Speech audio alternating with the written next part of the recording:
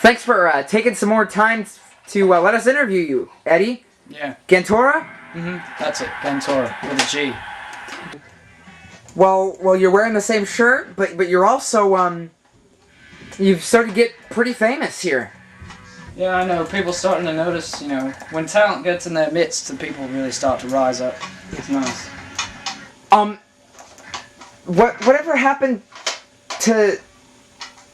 Well, I don't know what his name was, but I haven't seen him around here. It just kind of disappeared.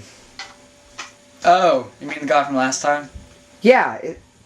Is he okay? He just kind of. Wait, what do you mean? I don't think there was a guy.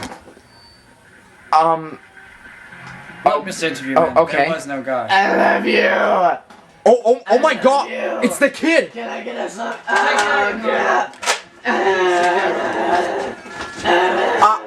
I won't record it this time. Sorry. Yes, well. So what are you playing now? It's called Paint It Black by the Rolling Stones. Oh, Rolling Stones. I love those guys. From my own country, my foreign land, my homeland. Go London. Your home. You never really told me about your past. I didn't get the time to talk to you about that. What was Why don't you tell me a little bit about yourself, about where you came from? Well, I was originally born in the southern part of the Big Ben Tower Clock in London. My mother was, she was a bit of a nurse. Well, I like to say she was a nurse, but really she was a sex slave. Oh, she was a prostitute. Yes, in a nurse's uniform. Excuse me. Every time I'd have a friend over and, thanks, Nigel. Every time I'd have a friend over and, they'd find the costume, they'd be like, what's this? And I'd be like, well, Mum's a nurse, so. My dad, I really didn't know much about him, My mom said that he died in a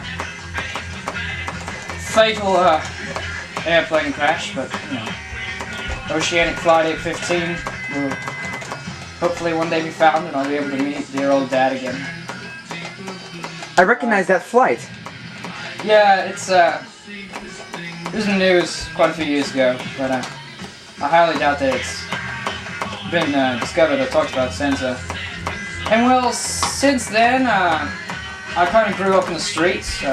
Didn't go to school much because, well, quite frankly, I knew that I was destined for something more, something greater. And school just doesn't really support the great destinies of our time, like Albert Einstein.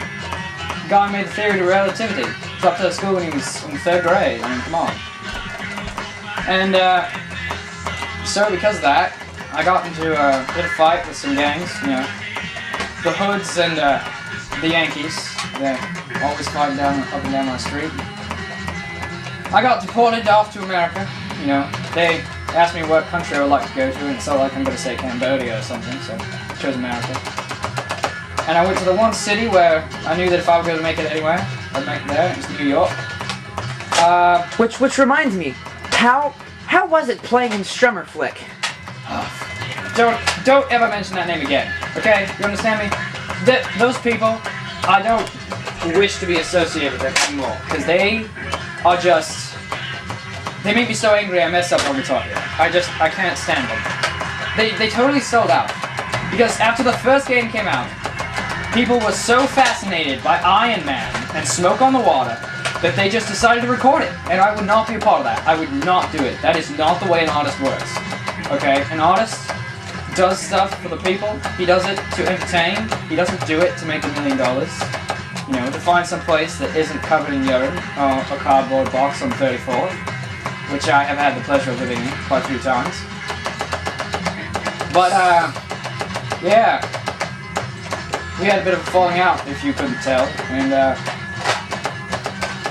yeah. I've pretty much been trying to go solo, but no one can really see this talent, because they're just put off by the entire fact that it's only a plastic guitar, not a real one. It doesn't have strings, it can't be a real instrument. Apparently. So they sold out. Are you saying they began broadcasting the triumphs on Guitar Hero to the internet? Yeah, they broadcast it on YouTube. These bastards signed them up, called TNT Productions. Too Much Time. And they began recording it. Yes, they began recording themselves doing songs, and they could play those songs very well, and they thought they were great because they could do it. So, yeah, and really, they're just losers. I mean, they play Through the Fire and Flames at least 16 times on Expert. I mean, they 4-star it every time. They can't even get 5 stars. And if you play Through the Fire and Flames, great song by the way, by Dragon Force, good guys, long hair.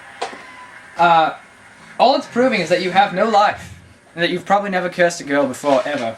And that you probably live in your basement with your mom, who can't really take care of herself, so you have to give her sponge baths and whatnot. But yeah, I play for the people. I never broadcast it. I only do it live because I need the audience's reaction. You know, hearing those gasps as they think I'm about to mess up on a button, you know, it really inspires me to do better. So, the sellout and failures of Strummerfuck have led you to be the success that you've become? Yeah, Eddie Gantora, the Guitar Hero.